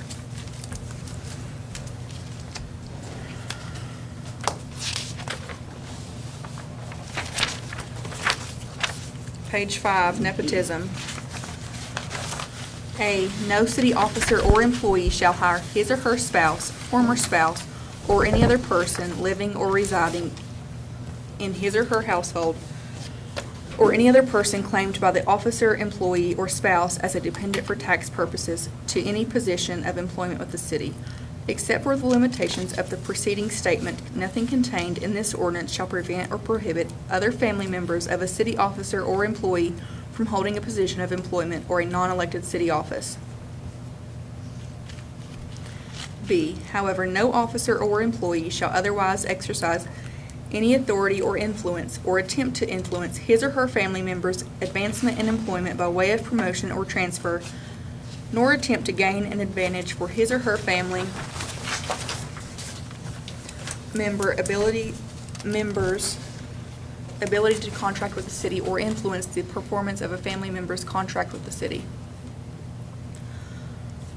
For purposes of subsection B through E, family member is defined as spouse, including a former spouse, child, stepchild, parent, step-parent, grandparent, grandchild, brother, sister, father-in-law or mother-in-law, brother-in-law or sister-in-law, or son-in-law or daughter-in-law, uncle, aunt, niece, nephew, first cousin, or any other person living in the same household, residing in an individual's household, or a person claimed by the individual or individual's spouse as a dependent for tax purposes.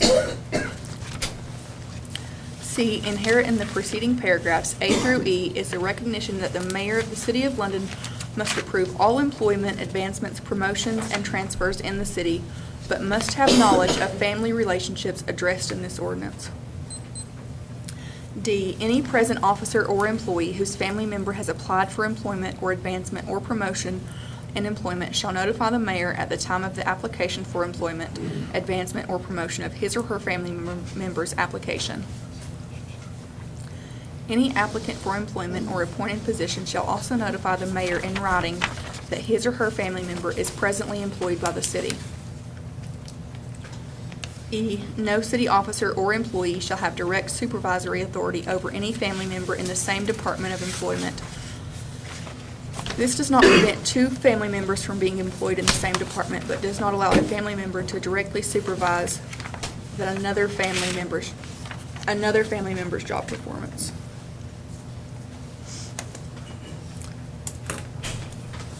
Section 5, Board of Ethics. The Board of Ethics was previously created by city ordinance.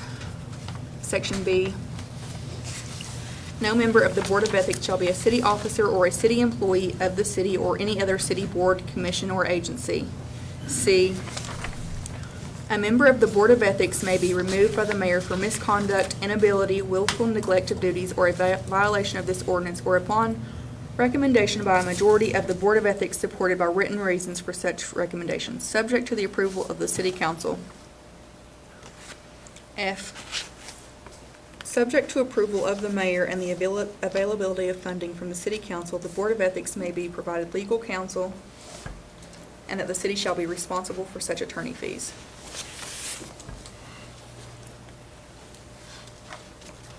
G, the city shall provide a policy of liability insurance for the members of the Board of Ethics in the faithful performance of their duties and responsibilities pursuant to this ordinance. H, the chairperson shall conduct all meetings of the Board of Ethics and maintain order at such meetings. The chairperson may obtain city police presence at any meetings deemed necessary by the chair. I, other than the chairperson, no member of the board shall have authority to act on behalf of the board unless authorized by the board. K, any member of the Board of Ethics who has a conflict of interest with respect to any matter to be considered by the board shall disclose the nature of the conflict, shall disqualify themselves from voting on the matter, and shall not be counted for purposes of establishing a quorum, and shall remove themselves from such portion of the meeting until such discussion of the matter is completed. Powers and duties of the Board of Ethics. C, Kentucky Open Meetings Law, generally KRS 61800 to 61850. Kentucky Open Records Law, generally KRS 61872 to 61884. Section D, Kentucky Attorney General is added.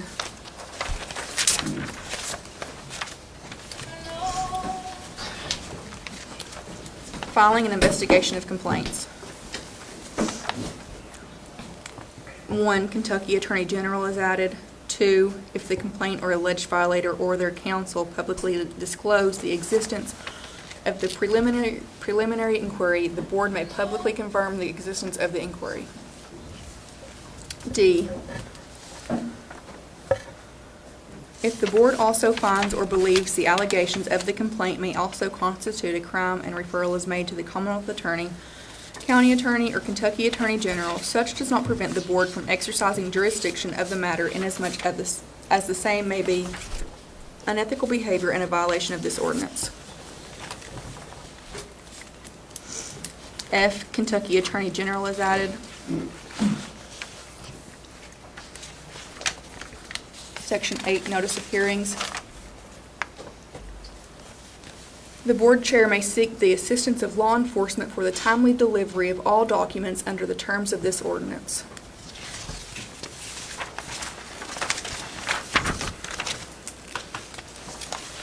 Appeals. The appeal of such is limited to the record being made at the hearing of the matter.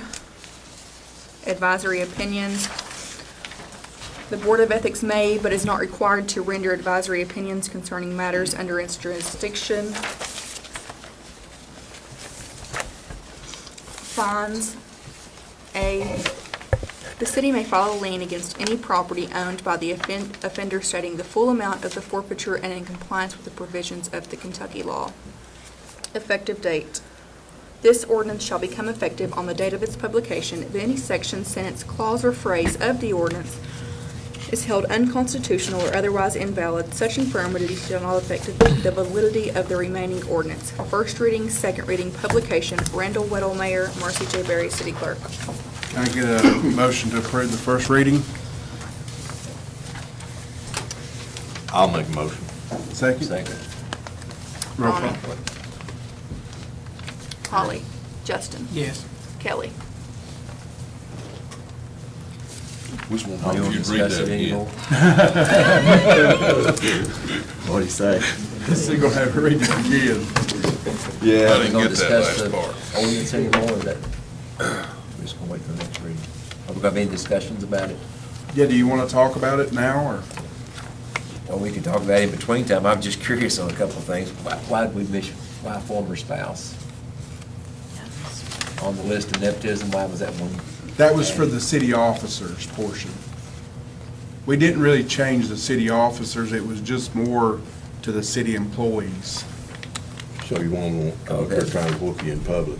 Yeah, exactly. Are you trying to hire your ex-wife, or? I was just curious. I just saw it and I thought I'd ask. This is the time to ask.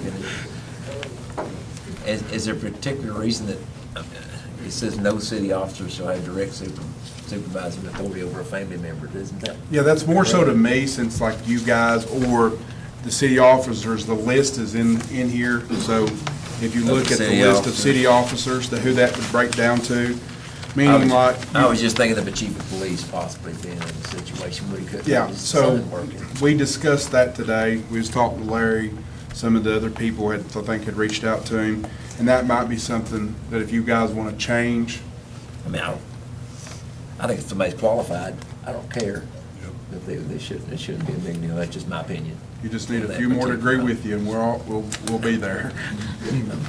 I just think it's. But we necessary. can definitely talk about it, Stacy, in more depth if you want to. Okay. On that, there's one part on the quorums.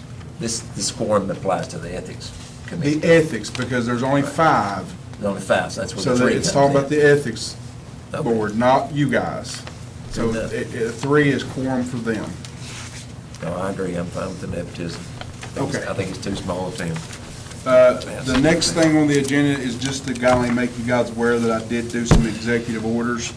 One was for the mayor's stamp, giving the city clerk approval if I'm not there, sick, hospital, that she could use my name for a stamp, and only her. You'll see that in your packets. The other one was regarding the email and the text message correspondence. Marcy, you want to elaborate on that? I had sent this out previously. That is a little email disclaimer that goes at the bottom of all of your emails. And if you all need help setting that up, Ryan and Eric can do that for everyone. It's just about us getting more into compliance as a government here. So there was an executive order issued on that. And there's also, with the executive orders, a memo to everyone, to the council and all city employees also, about the use of city emails and city phones. So that's in your packet too. It's just important that we use government emails in corresponding because of hacking issues. again, we don't have secrets. Anybody can do an open records request, but if you're talking about an employee in the city and we're using Hotmail, that's hackable. And it puts our employees at risk. It puts other sensitive information at risk to hackers. So we are asking everyone to use their government email, which is safer and secure. And so we need to be doing that. So that's part of what that executive order is. The other one, Marcy can talk to you about that. Marcy, that disclaimer you sent us, you're gonna have to help me with that. I don't know how to do that. And Eric Is can this help the- you. Brian and Eric can set everyone up Okay. for whatever they need. Yeah, I didn't mean to just not do it. I hadn't done it because I need help with it, so. And the last executive order is regarding the appointment in the mayor's absence of Councilperson Holly Little to act, to chair the meetings and all of that, and that's the last executive order. And those went into effect already. Now, next on the agenda is Eric to talk about the IT department that we've discussed with some of you guys.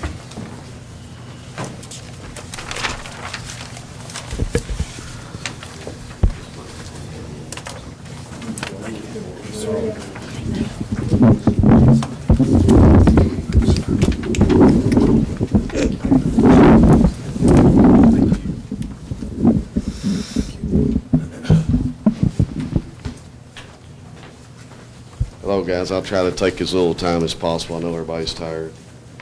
Well, let me introduce myself. I'm Eric Stallard. I'm a detective sergeant with the London Police. I've been 20 years of IT, last 12 plus specializing in networking, digital forensics, hardware, and data recovery. Brian Johnson over here, the one that handed that information out to you, he's with the London Fire Department. He has 15 years of IT experience specializing in software, security, and statistics. He was also in the military, and that's what he done in the military. Also the lead singer for AC/DC. Absolutely. That's a little known fact. We have 3 main points of improvement that can be made by creating an IT department for the City of London. One is personnel. We're already doing, Brian and myself are already doing IT for the city. We're scattered with the other departments. We're overtasked severely with other department needs. We can be more efficient with a single focus and being able to concentrate just on one thing, setting everything up the way it needs to be. The resources we have, it's limited because every department in the city is on a different page. Nobody is unified in anything they're doing. This causes more cost to the city due to our time. It is more cost to the city because it takes more time to learn something and we can complete multiple tasks, but it's done 20 different ways, if that makes sense. We'd like to unify the department's foundation and IT needs. What's up? We need to create better security and documentation and efficiency. With the Kentucky League of Cities, if you look on the paper, I think it's on the second page that we handed you, they have some compliance that they're requiring now. One of the first sentences you read is ransomware is finding its way into some of the most secure systems. Once established, ransomware can delete, encrypt, and even steal your organization's data. We would like to shut the door on that. Some of the stuff they're requesting is multi-factor authentication.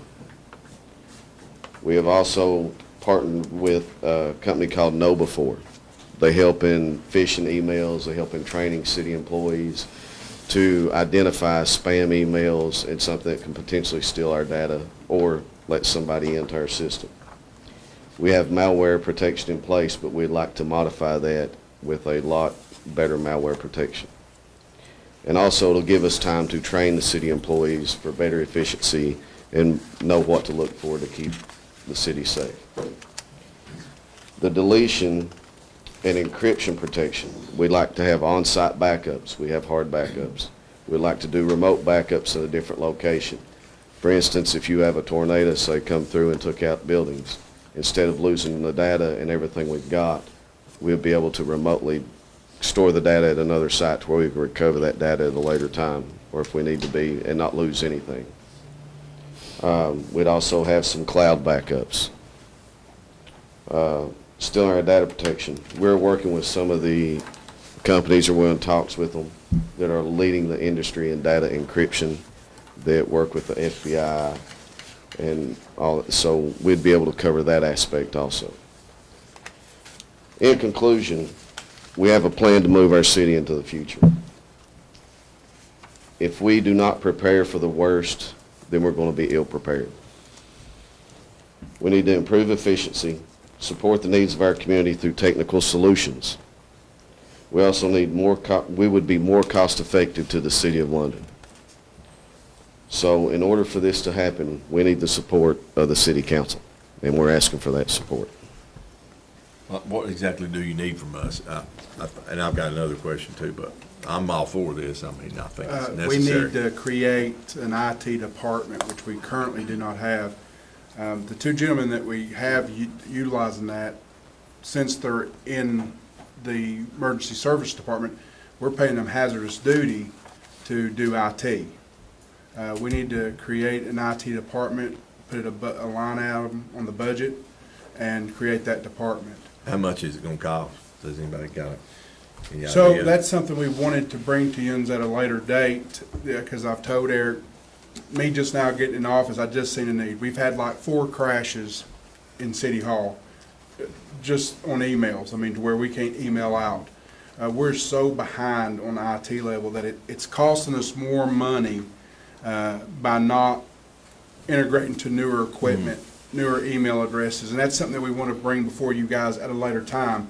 But today, to get approval that we can move forward to getting you those numbers, I didn't want to do anything until you first approve us to have an IT department, so we can start getting those numbers before you, and you could create a budget regarding around that. You're gonna use current employees to fill the Correct. department. I'm shuffling people We're around already, the revenue. we're already paying them for it. Right. I make a motion that we create an IT department. Thank I'll you. second. Roll call. Donnie? Yes. Holly? Yes. Justin? Stacy? Yes. Yes. Thank you, guys. Next thing on the agenda is Police Chief Report. Randy? You stand right here, everybody hear me good? Yeah. First of all, Kip and Kelly know me from the past. We got several new members up here. I introduce myself. I'm Randy Bedlock. I'm a major with the police department. I've been served 17 years with the City of London Police Department. I want to congratulate you all on your election to the board. I look forward to working with you. We've got an activity report to give you for the month of December for the police department. Our officers responded to 1,154 calls of service at December alone. That ranged anywhere from motorist assist to attempted murder calls. We had 108 collisions in the city for the month of December. We had 50 crime reports, cases that were initiated that ranged anywhere from shoplifting, petty theft to attempted murder. We also had, we wrote 171 citations in the city. We had 156 traffic stops in the city. We had 93 arrests in the city. And we also conducted 35 hours of security for Walmart during the Christmas shutdown for December. That concludes the report. Can you Thank tell you. us how Thanks. many of those were drug-related? I have not got them broke down to drugs. Walmart does a Christmas shutdown? They shut down from New Year's or Christmas Eve, Christmas Day. Okay. I didn't know We that. dedicate one officer to them, and they reimburse the city at a $35 an hour rate for that. Good. Didn't know that. But we'll be more Thank than you. glad to get those to you, the drug, if you want them, Kelly. We can have It's those- just interesting to know, and have you all seen more What's the drug they're using right now? Fentanyl. Fentanyl. Have you had more fentanyl in this We area? are getting more fentanyl. You know, it might not be a bad idea, Chief, and Randy, to put that, give us a printout of that each month. That way we won't ask you guys to do it, but we can look at trends and look at how we're compared to last year as of now, how many, if that's gone up, down, if attempted murder's gone up, down, drugs. That way we keep a better record instead of sitting here jotting our notes down and trying to do it that way, if that's not too much trouble. I'm sure I'll do that. Is that okay with you, Mayor? You good with that? I'm absolutely fine with that. How are you all keeping yourselves safe when you are dealing with fentanyl? I know that the conditions right now, and we're talking in talks right now about updates and stuff that need to be made to our buildings and stuff, but how are you all protecting yourselves? Just try to wear gloves when we can, and if it's suspicious unknown, we try not to open it until we just send it on. Do you have ventilation where it is? I'm sorry, Ventilation where it is? Where you hold it? just outside. If it's indoors, we do not, if it's unknown, we don't test it. We Okay. stop testing anymore, we don't test anymore, we send it off to get a Yeah. test result. I'd just like to say that in the month of December, I did a ride-along a couple of nights with you all, and it was, I've never done a ride-along before, and it was really enlightening to see, for me to see what you all do from your all's perspective. And it was, I already had respect for you law enforcement officers, but I even have more by seeing, we went on a call on a domestic dispute over somebody fighting over a pack of cigarettes. I mean, but that's a place where y'all can get injured and hurt over, so. Over nonsense. And we welcome all you guys to come ride along, we welcome the community to ride along. When there's a process, you gotta fill out an application, we gotta do a background, making sure we're criminal, but we invite everybody, anybody wants to do a ride along with us, see what we do, have better understanding. I'm gonna start calling you Vice, man. Thank you, Randy. Thank you. There's something else that we'd like to introduce Bobby Day. He's going to be Assistant Chief at the PD. Bobby, you want to tell them a little bit about yourself? I just was, as of August 1st, I was the chief of police, named chief of police for the school system. And then as of yesterday, I'm the assistant chief to Chief Johnson here, and going to be serving in the assistant chief capacity with the London Police Department. Backgrounds in state police, training military and law enforcement personnel, and just a jack of all trades, so. And both of their resumes, if you just want to see them, we're more than welcome to let you guys see them. So. And to echo what Major Medlock said, congratulations to everybody on the positions, and Thank you. good to see you all again. And thank you, sir. Thank you. Next thing on the agenda, Carl Hacker, Fire Chief.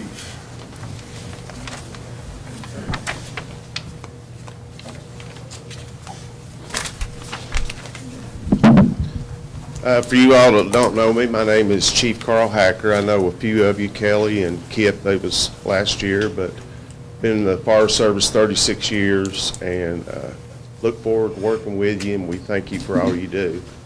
Giving a report of the past year of calls that we had for the fire department, we done a total of 871 calls altogether.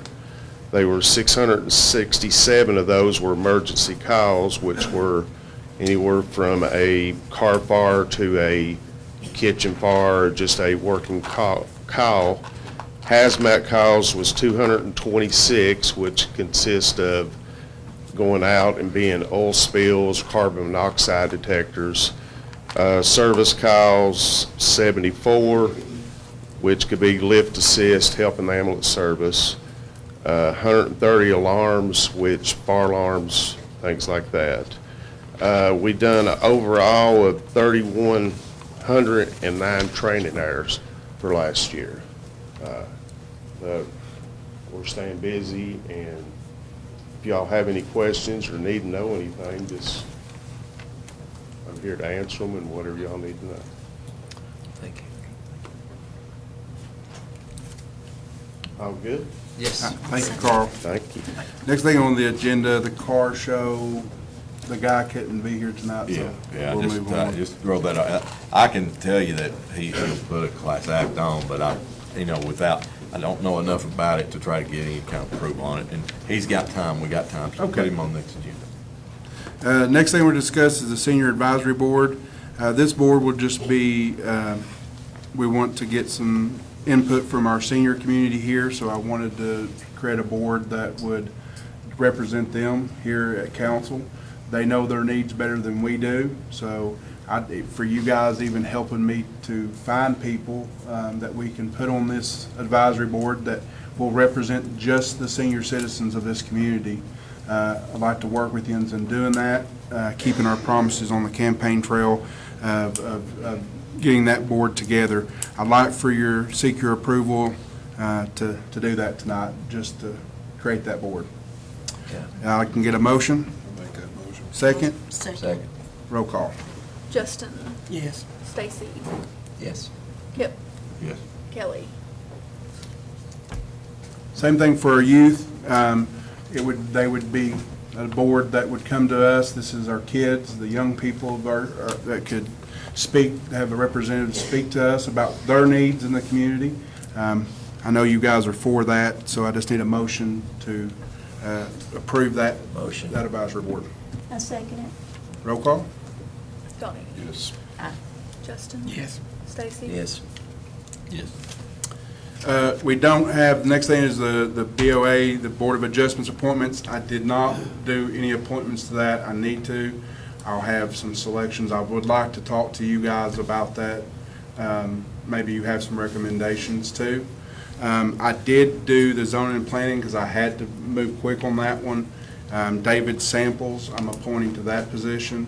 I would just like to get your guys' approval on that, and you can just simply give me a motion and a second on I'll that. make that motion. Second? Second. Roll call. Holly. Justin. Yes. Stacy. Yes. Yay. Kelly. Yes. We're almost done, guys. Approve the building inspector service contract. So you guys know that we are not with the building inspector currently, so we're taking applications, we've got a lot in.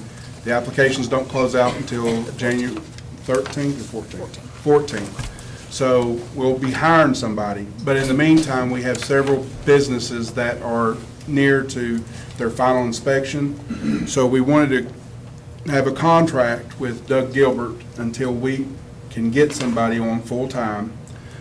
This contract is basically just stating that he will show up to the meetings, talk on the Board of Adjustments and the zoning and planning, and do these final inspections or inspections that we need until we can hire somebody. If you look at this, this contract, they're at the end. It does say that we can void this contract with 7-day oral or written notice, so we're not locked in it. Doug was nice enough to do this with us, but we have to have this so we can put him on city insurance to be able to get, we can't not have a building I inspector. make a motion that we get a contract with Doug Okay, Silver to fill in. okay. That's fine. Second? So it's not a full-year contract? No. No, it says that we It can can be cancel stopped that. anytime? Right. 7 days. Gotcha. And he's Can I- okay with this, I said? Yes. He's fine. Okay, I second. Roll call. Donnie. Yes. Holly.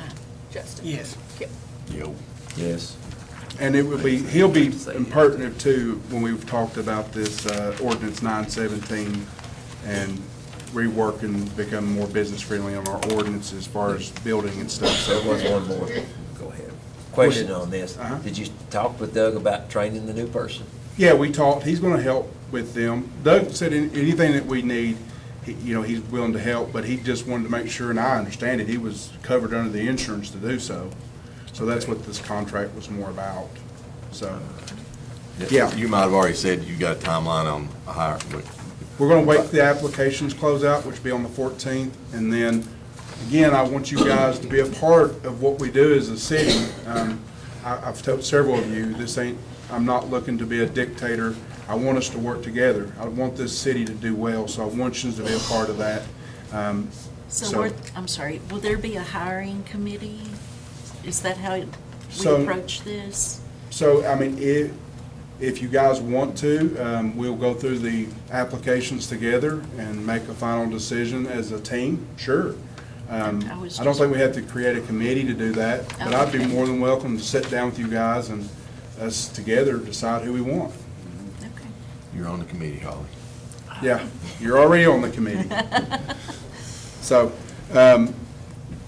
that's that. We do have Randy Gay here. There is 2 projects that we need you to get approval on. Yeah, sure. Well, no, Willie wants you in front of a mic.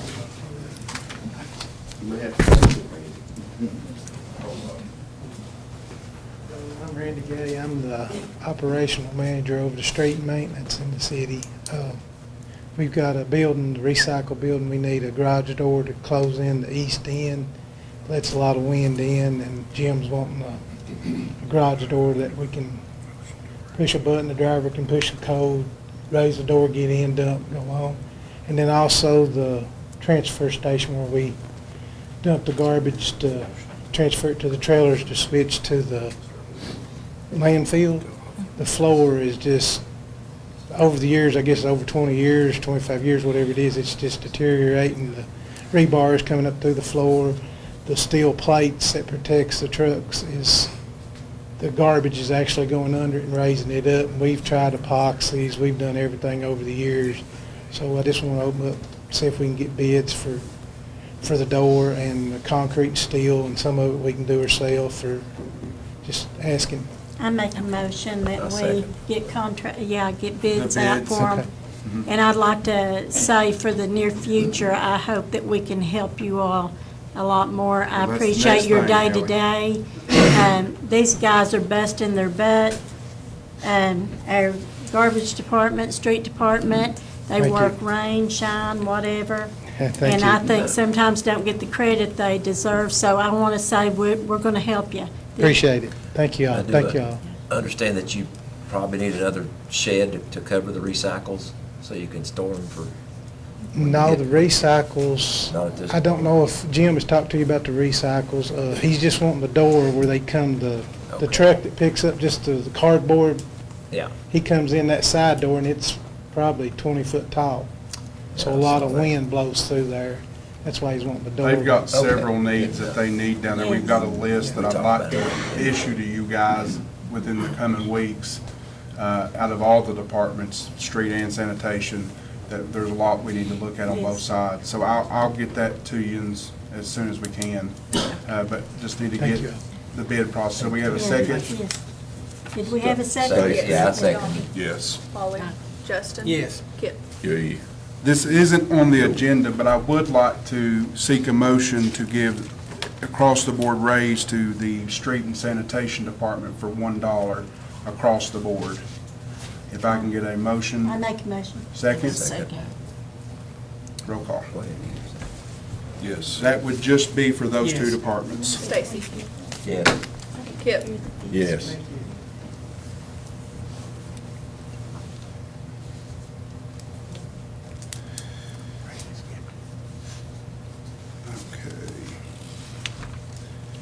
We have a Do you want to talk about the sales tax? Yes, there is some sales tax that the state, in House Bill 8 to expand, that you guys have got that package,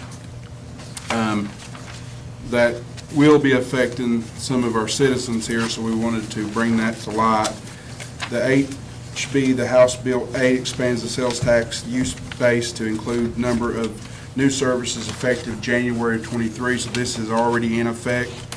Part of that on page 3, you will see that it affects rental of spaces of meetings, conventions, short-term business uses, entertainment events, weddings. So they're implying a 6% sales tax on all of that. It's this packet right here. Oh. Yep. So all of that will be, we wanted you to be informed about that, because if some of the voters or the citizens of London start asking you about it, that you're aware that this was a state level thing. It was not done by the city, but there is a sales tax that's been added to that. Also on, which I think a lot of our utilities and them have already addressing this, but part of that sales tax went to our utilities, residential electricity, natural gas, fuel, water, and sewer. The sales tax was added to them. Our citizens can file for an exemption to not have to pay that sales tax. We encourage you to get up with your local utility commission, KU Electric, or your water, whoever that may be, to get the exemption that you can file. You can do that on one domicile, one residential dwelling. So if you don't want to pay sales tax, we encourage you to get up with them. It's, this sales tax is not a city tax. We do not get a cent from this. This is a state tax. And it will be important, and Mayor Weddle wanted me to emphasize this, it will be important to people on a fixed income to be relieved of this where they live. Otherwise, the Utility Commission, Wood Creek, Delta Gas, KU, Jackson RECC will impose a 6% sales tax that's already effective January 1, unless they file a document that each of those agencies have asking to be exempted from that sales tax, and they can do it on their residents. So it's important that they do that. So that if you guys get questioned, you know, you've got the information here. I suggest you to read through it. We wanted to give that to you so we can inform our citizens of London. Again, this has nothing to do with the city. This was something done by the state, but we want to encourage them to apply for that exemption. Next thing on the agenda is the baby box contract. It wasn't on the agenda, but we need to address it. It was from the Safe Haven. I mean, this is something you guys need to look through and really read this contract. We put a lot of liability on us. It's a great program, no doubt. I think as a businessman, if I look at it, it's all one-sided. It's ultimately your guys' decision, but I wanted you to have this lease agreement and really digest that. And then we can put it on another agenda to address it at a later date. Do we have the authority to alter that contract at all, or, I mean, Alter the contract. you know, like, I haven't seen it obviously, but do we have any leeway there to change some of that? I mean, I know most of the time those contracts are written for them, not us. That's just how it is in construction Yeah, too. I think you can always, in a contract situation, make a counter proposal. And this, as Mayor Weddle said, you know, it's a great idea, no question about it. But we're paying everything under this. The cost of the installation, which we knew about. We're also a part of this that I don't think legally you can do as a public agency, is indemnify and hold a private business free from liability. I don't think it's legal to use city funds to do that. You're covering them with insurance. We pay the initial cost. We pay $300 each January the 1st. We pay associated expenses. We keep it in working condition. A part of this is that we accept complete liability. That's the words of this. We provide 24-hour alarm monitoring. I have no idea about the cost of that. People from the fire department may know, but we're completely and totally responsible for everything that happens. We're required to have $1 million policy covering them, a $2 million aggregate, a $2 million umbrella policy, and then the indemnification and hold harmless part. What concerned me additionally about this is there is no warranty whatsoever implied or expressed on the box.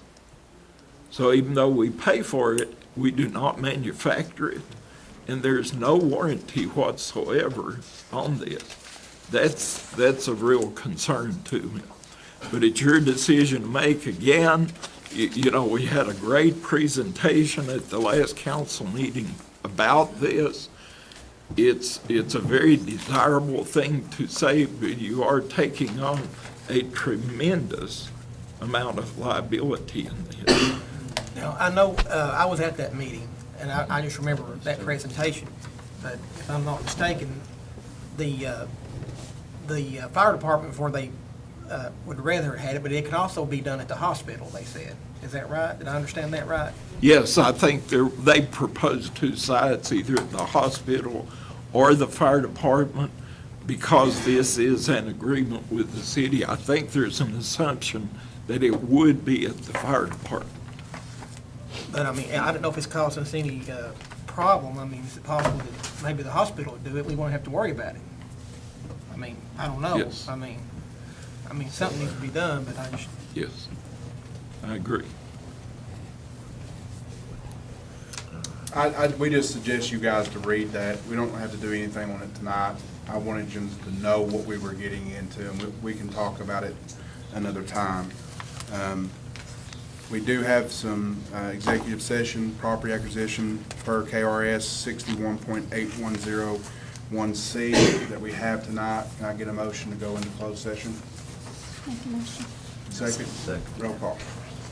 Yes. Thank you, everyone, for Stacy. Yes. Kitten. Yeah. And I didn't get some of those documents, so Address us or anything? there was 3 documents left.